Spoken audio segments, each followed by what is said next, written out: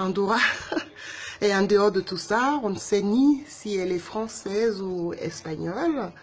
C'est un peu comme Monaco, hein. Ce sont des principautés assez libres et qui ont le charme avec leurs principes, avec leur richesse, avec le luxe, avec leurs règles.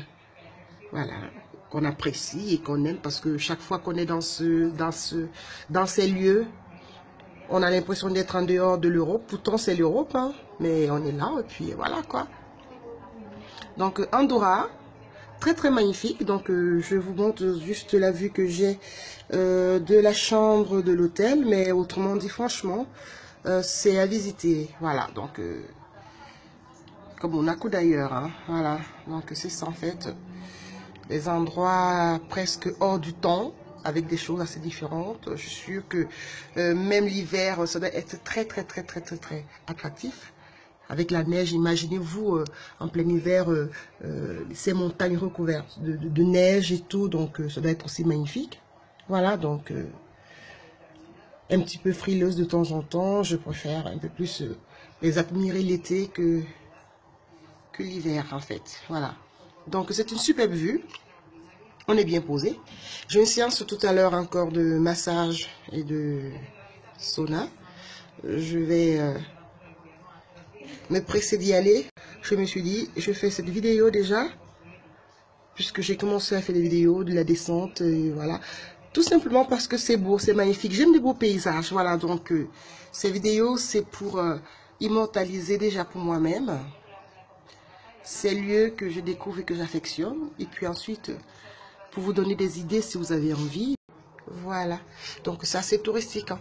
Si vous avez remarqué, il y a beaucoup de bus là. Donc la ville est bondée de touristes, vraiment de partout, de toutes les langues, beaucoup de Français aussi.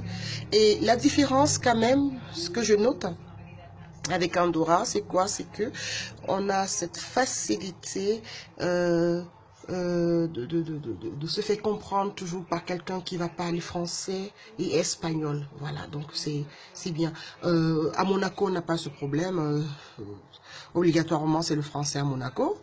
Mais c'est vrai que quand on va, par exemple, en Italie, soit on parle italien ou on parle anglais. Voilà, donc finalement...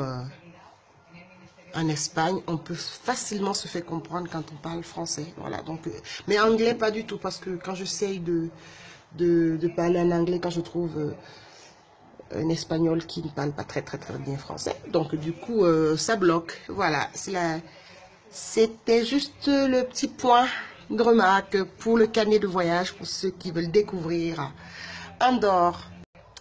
Voilà, je vous ai présenté la vue que j'ai depuis la chambre de notre hôtel. Voilà, donc je vais me presser. À bientôt. Et puis profitez aussi de chaque instant de la vie comme vous pouvez. Moi, j'essaye de profiter de chaque instant comme je peux. Voilà.